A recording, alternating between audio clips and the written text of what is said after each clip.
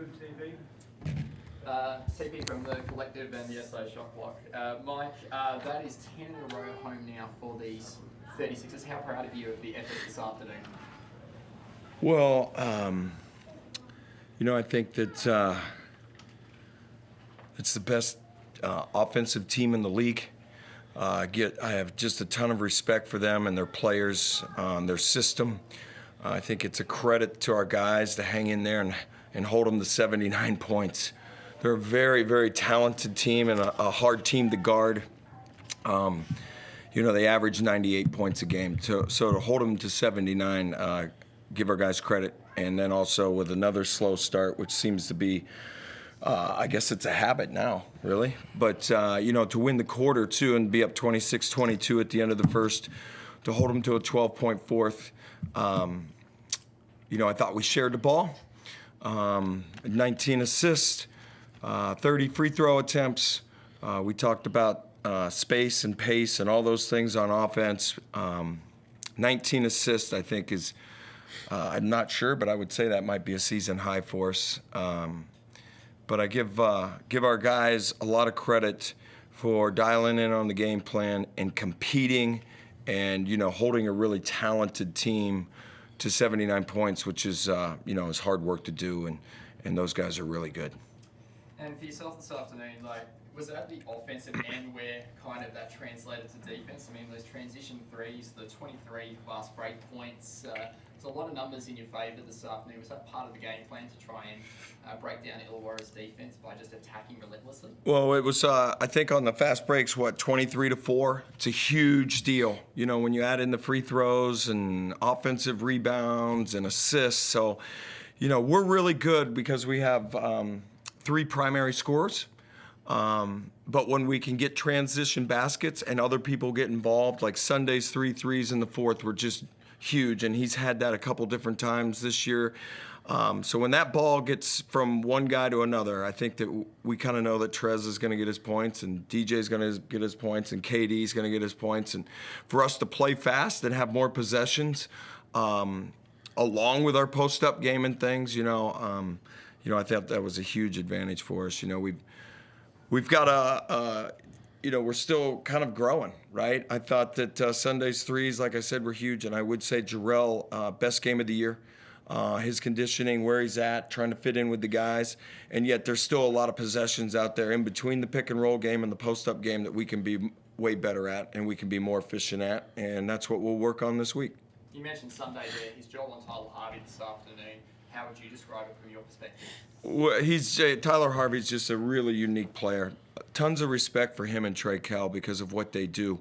They're both professional scorers. And when you're going against guys that are professional scorers, they, require a lot of attention. And we did have Sunday on him a lot and KD on him a lot, but everybody had their turns on him. And like when DJ was on him, DJ was up and he knew the game plan. And I give our group a lot of credit for kind of knowing what the plan was and executing the plan. And DJ, that was quite a significant game from you this afternoon. The last couple of games have been pretty controlled and measured from you in doing the team thing, and that even this afternoon doing the team thing by having 23 points, 6 rebounds and 4 assists. Was it nice to see the ball go through the hoop a little bit more in the last couple of games? Yeah, it's good to kind of get some foul calls and get to the free throw line. You see the ball go in the hoop early, and then you just kind of start rolling, and when they start taking away stuff, you can kind of create for other teammates and stuff like that, so it was good. I was saying to Mike about 10 in a row at home. I mean, this place is now turning into a coliseum with Ken Cole front and centre, Sixers legend watching you. How's it feel out there on the floor at the moment with this coliseum-like atmosphere? It's the best fans in the league. It's the best atmosphere in the league, and we got to protect home court, and we've done that now. But I don't really like talking about it too much because we might jinx it. So just keep moving forward. Absolutely. And then just one quick one from me, Mike, about Melbourne upcoming. I'm sure other people mentioned it in this presser as well. It's a huge chance to state your credentials forward. Melbourne on their home floor once again, and a chance to win another away game. It has been a little bit of a struggle so far in the preparation side of things. Have you got this week locked in and how you want to tackle the away game this week? I just haven't thought about it yet, to be honest with you. But we'll enjoy today and then we will get ready with our prep. Tons of respect with those guys and what they do. Seen them play the other night on TV. Dean does a great job. They put one on us down there last time. So they'll have our full attention. We'll get organized here over the next couple days and, give it our best shot. I think I'm much more aware of just how hard it is to win a game in this league, and particularly on the road. Tons of respect for how hard it is. Everybody's home court is a unique challenge. But we'll celebrate this one today, right now. We'll enjoy this one because that's a very, very talented Illawarra team that is very well coached with some very, efficient offensive players is what those guys do. And give credit to our guys for hanging in and battling, and we'll go from there. Go ahead, Chris. DJ, just looking ahead to that game next Sunday, you've now got a whole week to think about playing against Melbourne, and I'm sure you'll be excited to take on CG after what he did last night, but also to get one back on them after what they did last time you were there. Yeah, I mean, we'll start focusing in tomorrow. I'm just going to enjoy. We've got a signing session, so I'm going to enjoy hanging out with the fans a little bit. I'm going to have a nice glass of wine before I get out there, that's for sure. But, yeah, I look forward to, obviously, CG. There's a lot of respect there.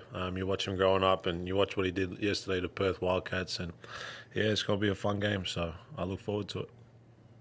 You're one of the few people in the league that can do something similar to what he did last night and that knows what that feeling's like. I mean, can you put him in his shoes last night? What is that feeling like when you just feel like you can't miss for a little while? I don't know, you just get on a heater, and as I said, the ring becomes like a hula hoop. I've never put up 21 attempts from three in the game, so it would be nice. But again, he was on a heater. This is why he's been one of the best for a very, very long time. And yeah, I look forward to matching up against him next Sunday, but also spending the FIBA break with him when we play Thailand and Korea representing the green and gold. Yep. Mike, the fact that you're able to get 30 free throw attempts for the game, I mean, they only took 9, so I'll take the officiating out of it. But the fact that you guys are creating that many attempts, you must be doing something right to get those calls in your favour. Well, you got to give the guys credit. I thought that, we came, I guess maybe we should just start the scoreboard at like 10-0. Maybe we'd be better by just spotting somebody 10 points. And a little bit of a joke there. But once we get set and we get into the game, then we become a pretty good team. And today, like most of our big wins, you started that on the defensive end. And our attention to detail on the defensive end was better. We want discipline, disruption. We want to know exactly what everybody's doing. We don't want to make it up on the defensive end. We need guys connected, and that means in a lot of different ways. And we did that today on the defensive end, which allowed us to then run out and run back at them, which helped us get to the 23-4 advantage on fast breaks. So it all starts on defense, right? It's a different game when you're taking it out of the net over and over and over, like at New Zealand last weekend. So us putting pressure on the rim, us putting pressure on the paint, us playing inside out or eyes, finding those three-point shooters on the weak side, it all helps, and it makes it harder to guard. So a lot of credit to our guys on the defensive end, which allowed us to be more efficient on the offensive end. We've talked about how this is an amazing home court advantage that you now have. The atmosphere in this building is incredible. You're the only team that hasn't lost at home yet this season, but then we spoke after that game in New Zealand last Saturday, and it's difficult to create that same energy on the road. How do you try to now play with that same energy on the road moving forward, because you know what you can do at home? Well, like I just said, you can create your own energy internally with defense. Offense is going to come and go. It's going to be different. Guys have role players at home, always shoot the ball better and play better at home.